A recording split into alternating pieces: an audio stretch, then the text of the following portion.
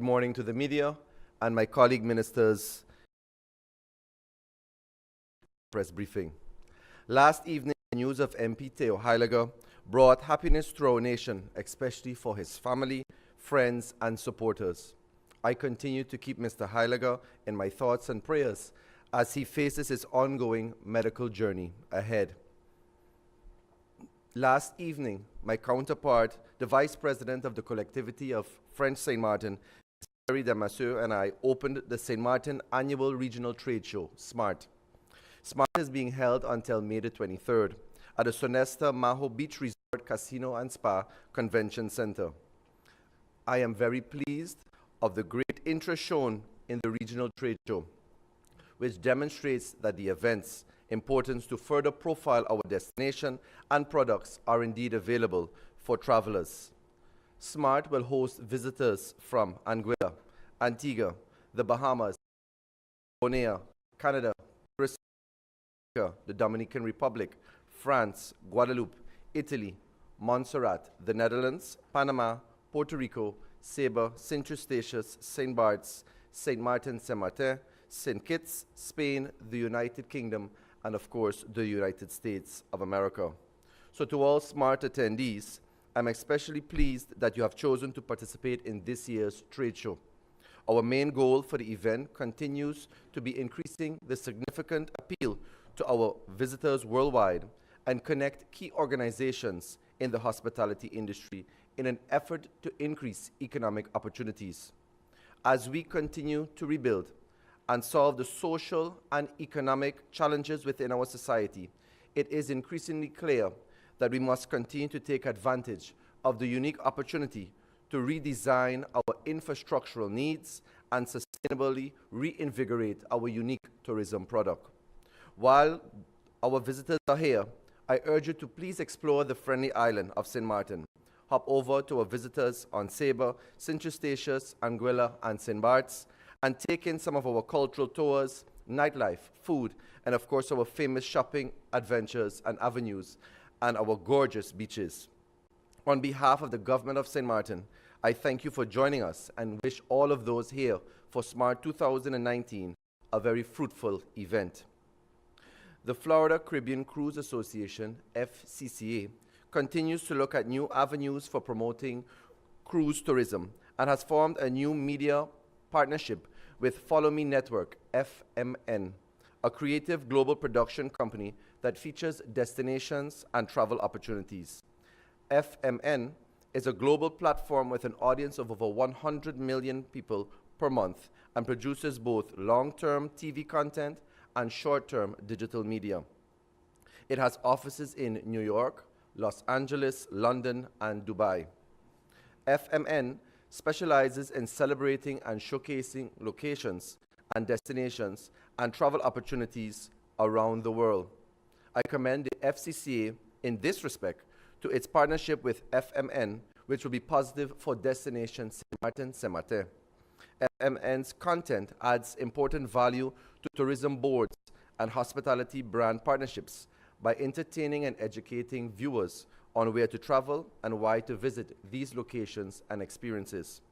FMN also uses celebrities, models, and major social influencers within their content, which complements organizations by boosting tourism and attracting new customers and consumers. I welcome the partnership between the FCCA and FMN as it offers us, as a small but resolute and resilient destination, an opportunity to reach out to a global community of millions, therefore benefiting our long-term tourism growth plans as we continue to rebuild our nation and our economy. Good morning, Sualiga. Today, May the 22nd, is the deadline for registration for the Summer Camp Open House that is being organized by the Department of Culture.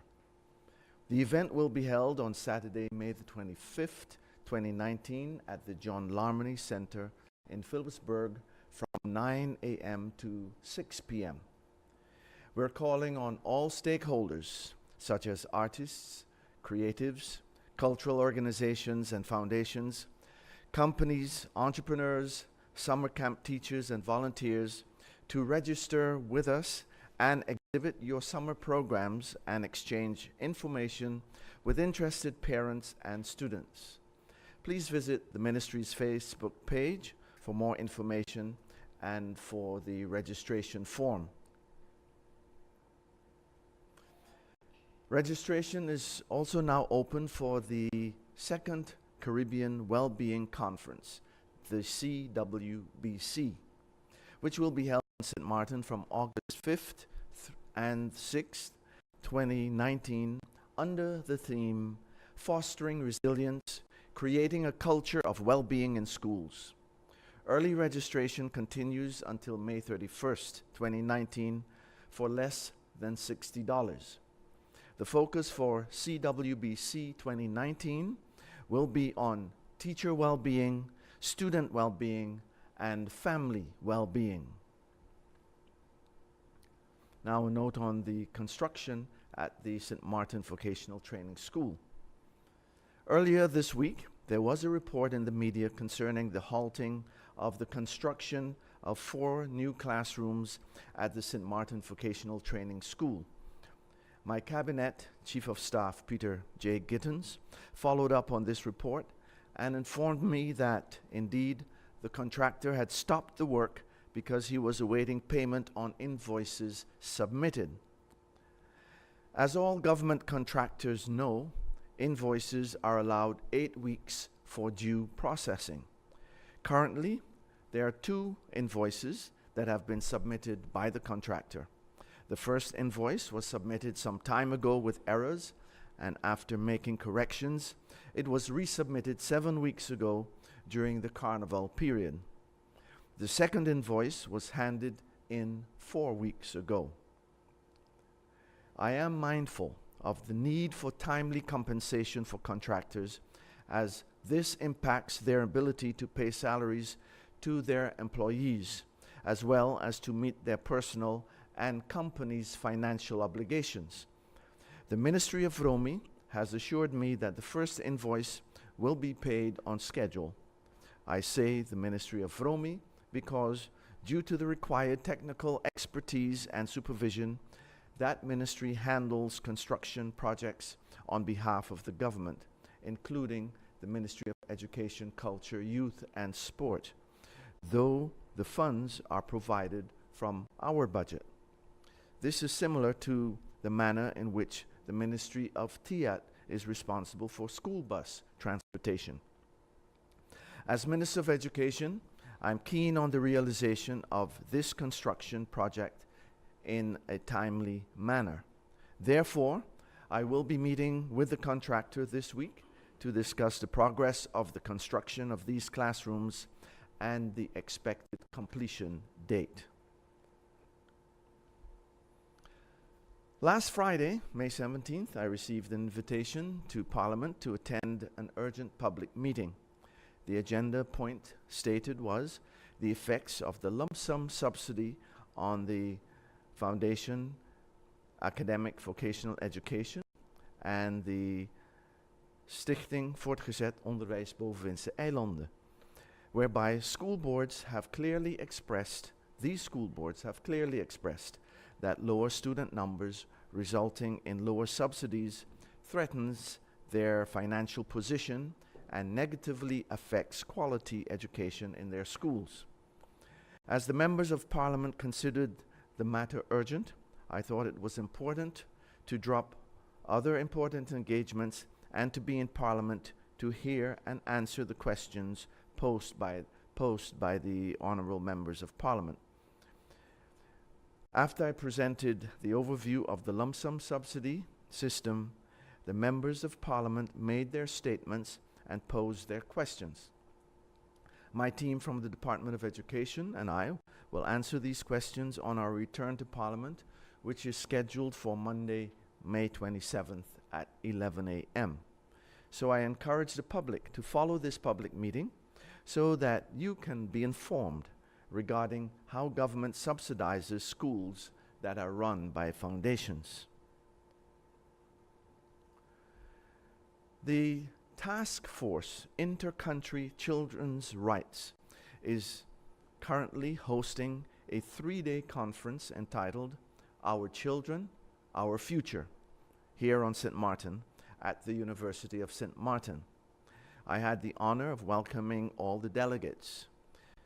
The conference will close off in Saba on Thursday, May 23rd. Here on St. Martin, yesterday and today, youth care workers, policymakers, and other professionals who work with children have been discussing the best practices identified regarding child protection. There are representatives from all of the territories of the Kingdom of the Netherlands who are networking and collaborating for the benefit of our next generation of leaders. The United Nations Children Fund, UNICEF, is also a partner of this conference. The conference is a joint effort of the St. Martin government, the Ministry of Education, Culture, Youth and Sport, the public entity SEBA, and the Dutch government.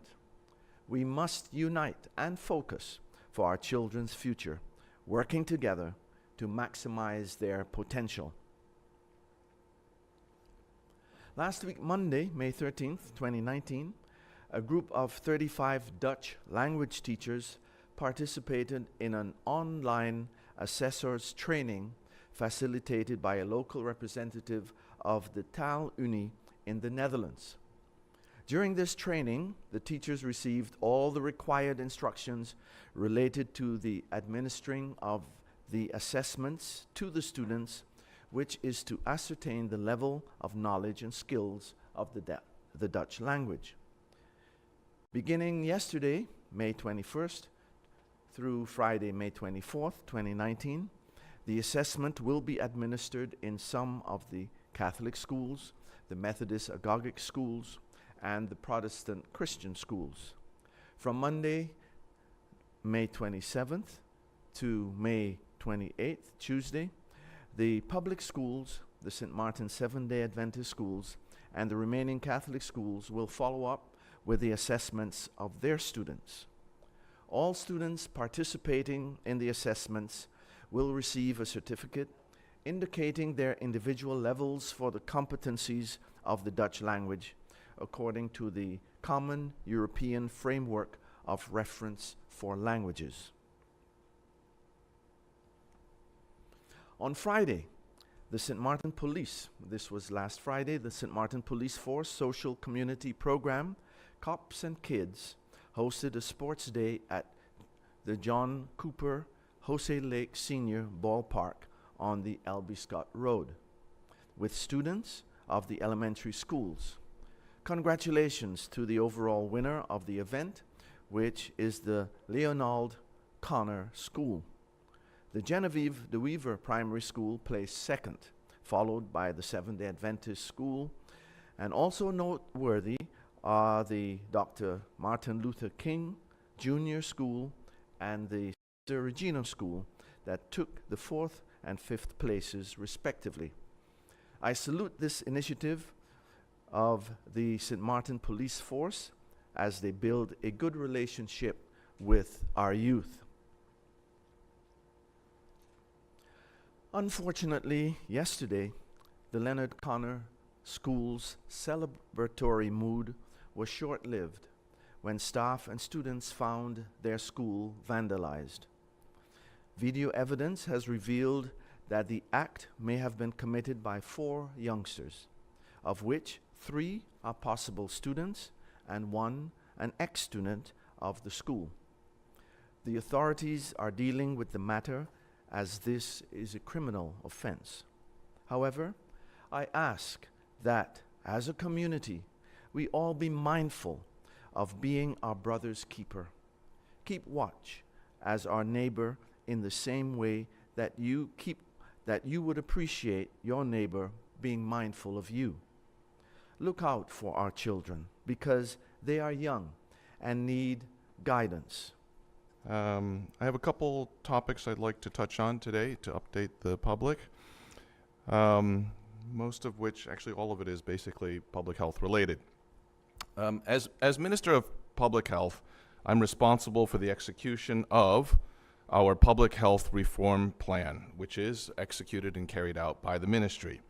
As you can imagine, this is a very broad topic and faced many items within the community that considered to be public health concerns. And I think it's important to recognize that the plans that the ministry puts together are not the sole creation of the minister, but that these are developed in consultation and collaboration with other key stakeholders. And no government has an easy task and will not be able to solve every issue in the country, certainly not on its own, but certainly over time. It's a process. And we recognize that the country is challenged with resources, both human resources and financial, but we do have a plan, and it is a plan that's well underway in execution. But there are plans, objectives, budgets, and timelines. It's always a pleasure to be able to update the public on what's happening within the ministry. Rest assured that our objectives of public health reform have been set in collaboration with our stakeholders, including other government departments, international partners such as the World Health Organization and PAHO. I've said before, and I continue to say, the progress that we're making in our country is something that we have to do together, and our objective is very clear: delivering quality and affordable health care close to home. With that said, I'd like to touch on 4 particular topics. As we know, hurricane season's approaching. June 1st, there's already a named storm in the Atlantic, but it also signifies that it's really the beginning of the rainy season. We still have concerns as the ministry that there's still quite a bit of debris, there's still derelict structures out there, and these unfortunately are ideal breeding grounds for mosquitoes. So we urge the public to be aware of your surroundings, of your neighborhood. Try and clean the areas where you might have water accumulating. Very small items can accumulate water and serve as a breeding ground for mosquitoes, which, as we know, these are the vectors, these are the carriers for dengue, chikungunya, and Zika. And so I urge the community to recognize that as we enter into the rainy season, to be diligent, to be good neighbors, and try and make sure you contain your areas where mosquitoes may breed. I also urge that they can contact the Department of CPS. They do have items that you can put in areas where there's sitting water that would help to ensure that no mosquito larvae breed in those spaces. The second topic I'd like to touch on is the Mental Health Foundation building. First of all, for those of you who may not be aware, May is Mental Health Awareness Month, and I'd like to congratulate the Mental Health Foundation for the launch of their anti-stigma campaign. You can go to their Facebook page and you'll find a number of videos there that I think are interesting for the community to see. I think it's a great initiative of the Mental Health Foundation and surely a much-needed awareness campaign for our community. As a matter of fact, I think, this is a personal opinion, I think as the hurricane season approaches, I know I have this angst myself as I look around my home and I still see things that need to repair and things that I'd like to strengthen before we enter into the hurricane season. And I myself start to get a feeling of sort of anxiety that, oh my gosh, time is running out. There's still so many things that I would like to do. And I have a feeling that this sort of tension is going to arise in the community. So we need to be aware of that and be constructive about it. So certainly the role of mental health and of the social workers and all of the different care providers in the community have a role in addressing this. For years now, the Mental Health Foundation's been challenged in their current location. The building has structural challenges, it has issues in terms of the amount of space available, and at this point, just like the hospital, we simply believe that the Mental Health Foundation facility does not satisfy the needs of the community. Actually, after Irma, we already engaged the Mental Health Foundation to see about putting together a plan for the development of a new structure, and that in the framework of a psychosocial care strategy. At the time, unfortunately, the project didn't get picked up, and at this point now, we've revived the project. That project has come to the Council of Ministers, and the Council of Ministers also agrees that this is a priority project for the country and its redevelopment. So post-Irma, the foundation has seen a surge in clientele, again, which the current facility struggles to accommodate. The major challenge, of course, is the lack of funding for a new building. In the 2018-2020 governing program, the government does identify the need and importance of an adequate mental health facility for our residents. In the National Recovery and Resilience Plan, this was also recognized. And with that said, the Ministry of VSA encouraged the mental health to produce their multi-annual plan to be considered for funding to the World Bank. The plan is phased approach for a new building, expanding their mental health care, for example, including items such as a guided living facility, social workplace, a forensic care facility. Presently, the psychiatric patients with a criminal record are released because the law states they cannot be detained in a prison environment. The Ministry of VSA has received approval from the Council of Ministers to submit this plan to the Steering Committee for the Recovery and Resilience Program Trust Fund. And what that means is we agree that the request will be submitted to the Steering Committee for their consideration and to find out whether this project would be eligible for funding. The request actually is for simply a development budget to develop the plan, because it is very much a very rough structure concept and needs further development. So the request actually is for a development plan, a budget to finalize the development plan. Also in this is a request for the services of Turning Point Foundation to be included in the structure. And if approved, we would then begin our feasibility study. The Ministry of VSA is very positive about the project, and we're confident that together with the Mental Health Foundation, we'll be able to get the support as needed to build a new structure. And from all indications, preliminary discussions are positive. I think all of the community and those in the World Bank Steering Committee, et cetera, I think they all recognize the need for investments into the mental health structures. Next topic I'd like to touch on briefly is the cooperation agreement that was signed in Bonaire. You know, I'm a firm believer in cooperation, and I've seen that this cooperation over the years between the Bess Islands, Aruba, Curacao, and St. Martin has steadily grown. I've seen how the meetings, when I first became minister, the tone and the openness and of the conversations compared to those discussions now have really evolved. I think that the benefit of these conversations over the years has led to an improvement in trust and understanding, and I think everybody, all of the stakeholders are seeing the value of collaboration between us. In the meeting was the State Secretary, Mr. Blockhouse, Minister from Aruba, Minister Odebear, from Curacao, Minister Camilio Romer, and myself. And the idea is to increase the cooperation between the islands.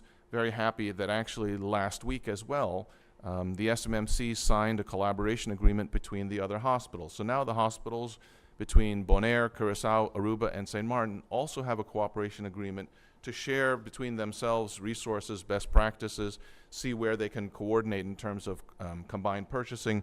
Again, all very good things in terms of improving quality, efficiency, and their purchasing power. A number of topics were touched on in the conference. I'll go through, highlight most of them. So implementation of the international health regulations. Topic 2, preparations for and cooperation in the event of crisis and disasters in the region. You know, the way this committee is organized, each of the countries will sort of take a topic as their priority. In other words, they would be the point person or the puller for that particular topic. And this is a topic that St. Martin has taken the lead in. We organized a conference, I think earlier this year on this as well. And St. Martin is leading this work group. Obviously, we have a lot of experience in dealing with natural disasters. One of the points that came out is that Bonaire, Curacao, and Aruba also wanted to ensure that they were included in the plans, and of course that is the case. All of the agreements that we look at developing in terms of in event of a crisis, how do we help each other, and all of those agreements are of course reciprocal agreements.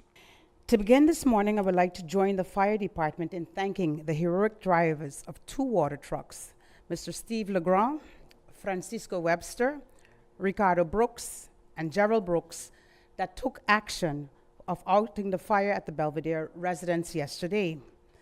On behalf of all involved in this incident, I take this opportunity to thank you publicly for your quick thinking and decision that may have prevented out of hand. Based on information from the staff of the fire department, I would like to report that the affected family of 3 children, their mother, and a neighbor were all checked by the ambulance's personnel on the scene.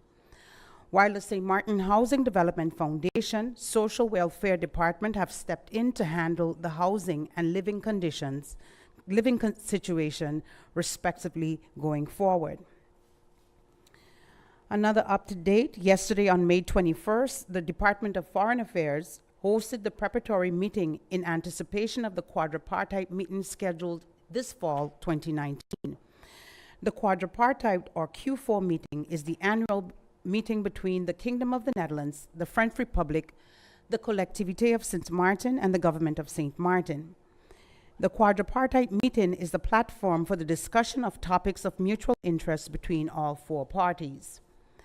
The preparatory meeting took form with a breakout session on various topics of mutual interest